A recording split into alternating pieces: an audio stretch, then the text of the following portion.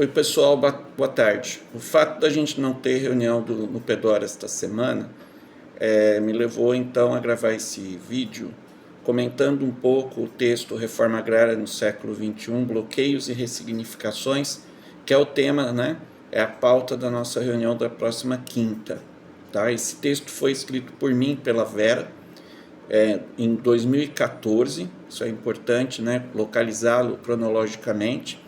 A gente apresentou ele num seminário sobre agricultura familiar, lá em Brasília, com a presença de representantes do Ministério do Desenvolvimento Agrário, num grande seminário que reuniu 30, 40 pesquisadores do Brasil inteiro. Ele compôs, então, esse livro sobre agricultura familiar, organizado pela Sônia Bergamasco e pelo Guilherme Delgado. O livro, no final das contas, só foi publicado no formato de e-book em 2017, já no governo Temer. Mas a batalha da Sônia, a incansável Sônia, garantiu que esse livro fosse publicado. No capítulo específico que eu e a Vera escrevemos, um texto que fomos convidados, né? Me lembro do Edgar Malagodi, aposentado da Universidade Federal do Rio Grande, de Campina Grande, né? Na Paraíba, dizendo que queria um texto provocativo para o debate, então ele foi escrito um pouco com essa pegada.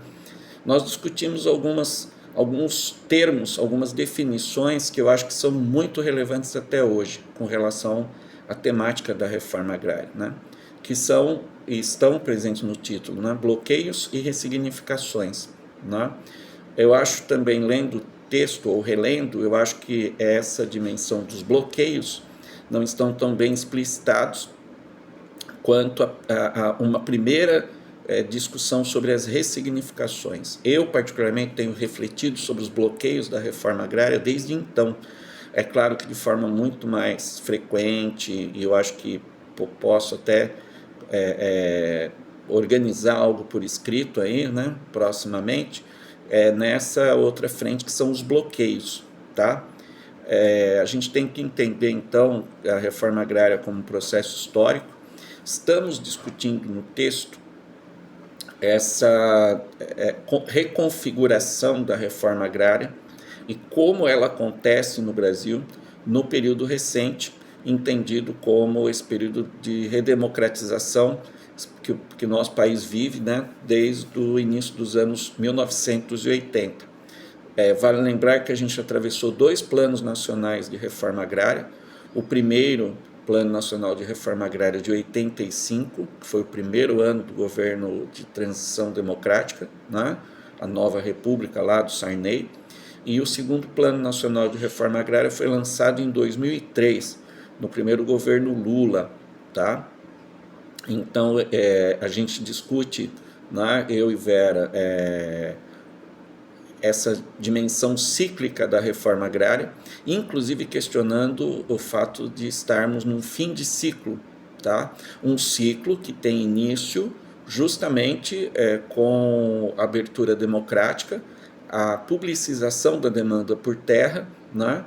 E, portanto, a consequente mobilização e resposta pública, né, do poder estatal com relação a isso, tá? Então, esse processo histórico acho que está muito bem documentado. Eu acho que uma outra coisa muito importante nesse texto é que ele é um texto que tem uma amplitude nacional, digamos assim, mas a partir realmente da experiência de reforma agrária vivida no estado de São Paulo. O Nupedor, o nosso grupo, teve um papel realmente protagonista nas pesquisas sobre assentamentos no estado de São Paulo, e isso nos valeu, portanto, né, uma grande capacidade de refletir sobre isso, tá?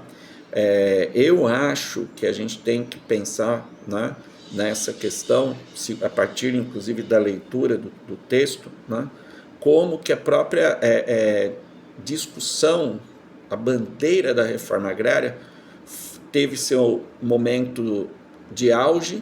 Eu acho que esses 2 momentos, inclusive, são muito bem representados por aquela estatística que aparece do número de famílias assentadas. Um primeiro grande momento foi durante o primeiro governo Fernando Henrique Cardoso, e um segundo grande momento foi durante o primeiro governo Lula, tá? Então a gente fala de vários pequenos ciclos que compõem esse grande ciclo. Da mesma forma, embora o texto tenha sido produzido em 2014 e a gente fez uma pequena revisão em 2016 para publicação, lembrando que o texto foi revisado pela última vez para publicação antes da queda da Dilma, então a gente não sabia muito bem o que ia acontecer, né? Nós já apontávamos, né, para o esgotamento dessa fórmula de reforma agrária. O texto eu acho que procura pautar bem, né, que a reforma agrária brasileira, ou essa grande política de assentamentos, né, que parte do governo federal, mas também tem contrapartidas de governos estaduais, haja visto o caso aqui de São Paulo, né, com a Fundação ITESP assentando trabalhadores em terras públicas, de uma concepção de questão agrária que essa sim se coloca problemática hoje, né? A questão agrária, conforme definida pelos clássicos marxistas, aqueles que primeiro trouxeram esse conceito para a discussão, ela corresponde aos dilemas que a agricultura e a população do campo vão enfrentar no processo de transformação de uma sociedade agrária para uma sociedade capitalista de base urbana industrial.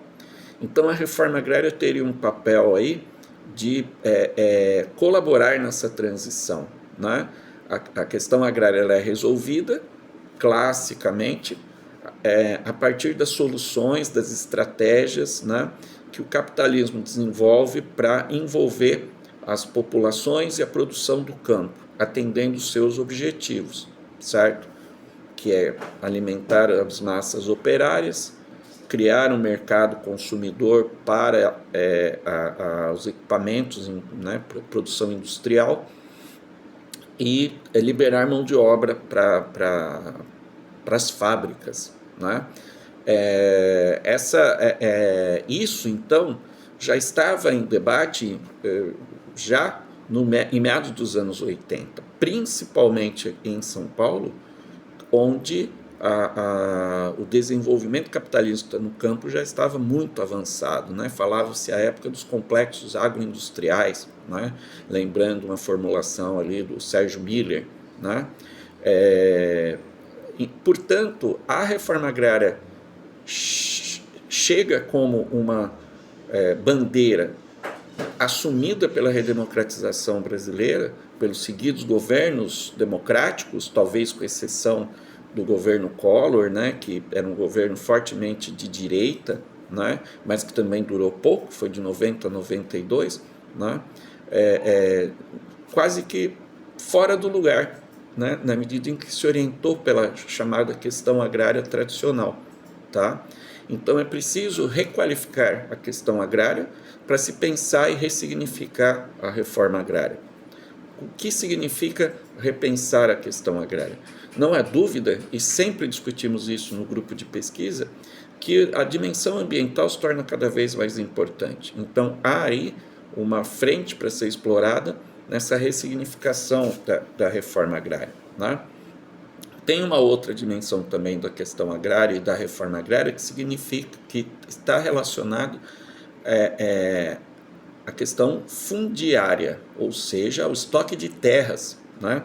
E isso é muito problemático no país, um país historicamente com uma estrutura fundiária extremamente concentrada e que no desenvolvimento do capitalismo vai adotar, né, a fórmula, né, específica do capitalismo, que é a propriedade privada, se chocando, portanto, com diferentes apropriações, né, com diferentes dominialidades que grupos camponeses, né, e até mesmo também os indígenas, ao longo da sua história, desenvolvem como modo de vida. Então, transformar mata, floresta e territórios em terra para o mercado imobiliário é uma das matrizes do nosso capitalismo. Isso, inclusive, o José de Souza Martins, na sua obra O Cativeiro da Terra, vai desenvolver com bastante propriedade. O texto faz também uma discussão que foi criticada já na época, eu tenho que assumir, como um pouco superada, né? Mas foi um debate tardio mesmo, que eu procurei estabelecer com as posições de José de Souza Martins de alguns anos antes, né? Quando ele vai criticar as agências de mediação, MST, CPT, né? Como portadoras de uma certa anomia, na medida em que os seus valores, né, aqueles valores revolucionários marxistas tal, não corresponderiam mais à realidade, né? E isso gerava um enorme descompasso entre a demanda real pela reforma agrária e os projetos que essas agências divulgavam, né? Se a gente pegar, por exemplo, a reforma agrária massiva para a superação do capitalismo, né? Que algo que sempre fez parte das bandeiras dessas agências e de partidos de esquerda, ou de parte, né, desses grupos de esquerda, isso tem bastante aderência à realidade. Mas, na verdade, o que o texto procura discutir é que, se a gente levar em consideração os próprios escritos de José de Souza Martins, do final do século XX, sobre a modernidade anômala do Brasil, ou seja, uma ordem tradicional, colonial, que se vê modernizada pelo capitalismo, né? Não superando os obstáculos de uma sociedade colonial e agrária no processo de industrialização e urbanização. Então, na verdade, a própria teoria do Martins esclarece, né? Por exemplo, o caráter profundamente regressivo dessa modernidade do agronegócio, né? Bom, isso foi discutido no texto em 2014, né? Poucos anos depois, nós temos aí o povo do agro apoiando, né, golpes militares ou tentativas de golpes militares no Brasil recentíssimo, né, o que nesse sentido comprova um pouco, né, essa discussão. Tá? Eu acho que a questão da fronteira agrícola é um tema muito rico para ser discutido do ponto de vista sociológico, mas também em termos de estratégia de desenvolvimento, né? Porque a fronteira agrícola significa exatamente isso, né? Expoliar populações, destruir a floresta, criando terra-mercadoria. Tá? É aquilo que um sociólogo já falecido também, o Francisco de Oliveira, chama de acumulação primitiva estrutural, em oposição àquilo que o Marx estuda no Capital, que seria a acumulação primitiva genética, que são as pré-condições econômicas, sociais e políticas para a eclosão da Revolução Industrial, né? No Chico de Oliveira fala que isso é reposto permanentemente no desenvolvimento capitalista brasileiro. Então, a acumulação primitiva e tudo que ela tem de perverso é reposto, né, regularmente. E a política da fronteira, de ocupação da fronteira agrícola, expoliando territórios tradicionais e desmatando, é uma expressão empírica disso. Né? O texto também discute um pouco, né, concordando de uma certa maneira com a tese do Martins de uma anomia, né, de um descompasso entre a proposta teórica e a realidade empírica das agências políticas, né, dos grupos políticos que defendem a reforma agrária. Né? E é bastante interessante a gente estudar isso a partir da conjuntura política brasileira, né? Num primeiro momento, com essas forças ligadas ao movimento sindical rural e o próprio MST. Eu tenho um artigo publicado um pouco antes desse texto, que eu discuto o MST frente ao campo político, né, do século XXI, que na época significava essa hegemonia do PT no governo federal, né, como os riscos da cooptação, né, do movimento social a partir das exigências de um partido que está no governo. Isso foi bastante evidente para mim e aparece tangencialmente no texto, né, na medida em que o MST, que tinha um discurso muito radical até 2003, começa a ser domesticado, né, pelo governo do PT. Eu citamos um texto do Caio França. O Caio França hoje é professor da Universidade Federal Rural do Pernambuco, mas à época ele era um grande assessor, né, um chefe de gabinete do Ministério do Desenvolvimento Agrário, em que ele coloca, né, que de pautas propositivas os movimentos sociais passaram a defender mudanças incrementais, quer dizer, mais recurso, mais política pública, e não uma mudança na política de reforma agrária, tá? Como parecia que seria o necessário, né? Nesse mesmo texto, Caio França coloca que é preciso considerar também que muitos militantes do MST acabaram se tornando agentes públicos a partir de diferentes agências, né? E não só do Ministério do Desenvolvimento Agrário, embora fundamentalmente no MDA, tá? Durante o governo Lula. Nós temos algo acontecendo hoje, né, nessa conjuntura que vivemos, onde a chefe de gabinete da Secretaria-Geral da Presidência é uma militante do MST. Então, o MST tem uma representação praticamente no segundo escalão do governo Lula, né? Ora, mas isso não faz avançar talvez 1 milímetro, por polêmica que seja essa minha afirmação, numa política de reforma agrária. Tanto que o governo Lula III atravessou seus quatro anos, né? Nós estamos finalizando o 3º ano do governo Lula, sem um plano nacional de reforma agrária. Toda mobilização hoje é para se criar um programa de reforma agrária para a campanha eleitoral do ano que vem. Nossas discussões no NUPEDOR também partiram disso em 2023, da tentativa de se criar um programa agrário para o PT ou um plano nacional de reforma agrária meio que emergencial, né, em 2023. Isso não aconteceu. Há bloqueios, certo? O texto não discute muito esses bloqueios, né? Mas ele fala muito das ressignificações. As ressignificações, então, para finalizar, passam primeiro, por essa base social extremamente diversificada, tá? Que envolve desde o público tradicional da reforma agrária, os trabalhadores rurais que perderam a terra, passa também por um conjunto de povos e populações tradicionais, por assim dizer, né? Poceiros, ribeirinhos, não é? Quilombolas, tá?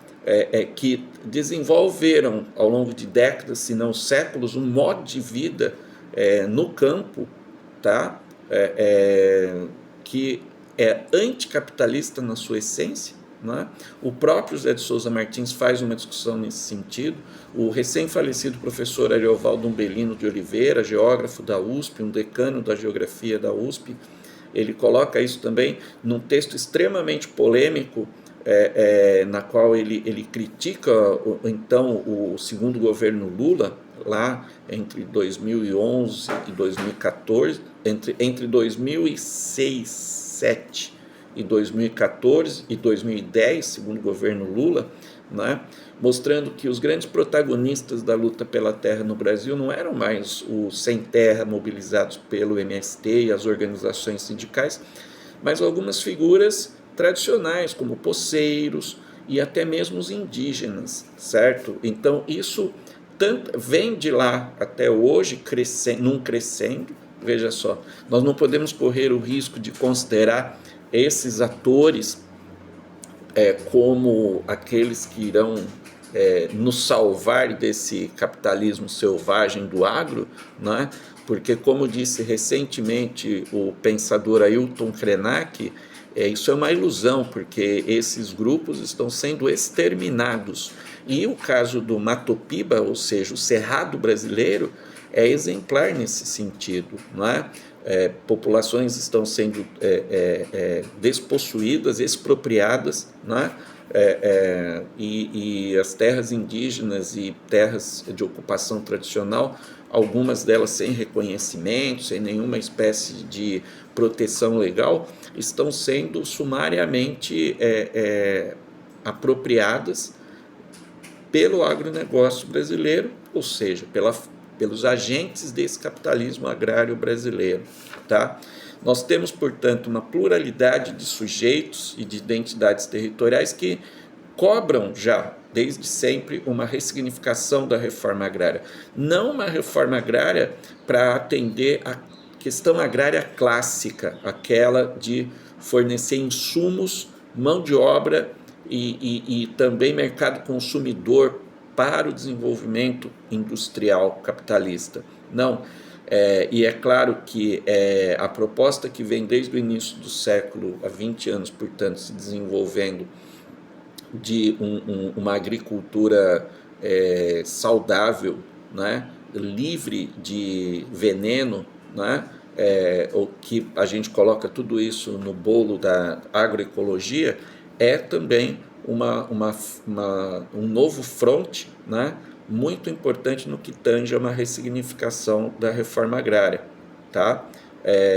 Não tem como a gente não pensar a reforma agrária sem pensarmos, portanto, no acesso à terra. Então, há uma dimensão fundiária que precisa ser enfrentada, a democratização do acesso à terra. Como que isso pode se dar? Né? A agricultura familiar, né?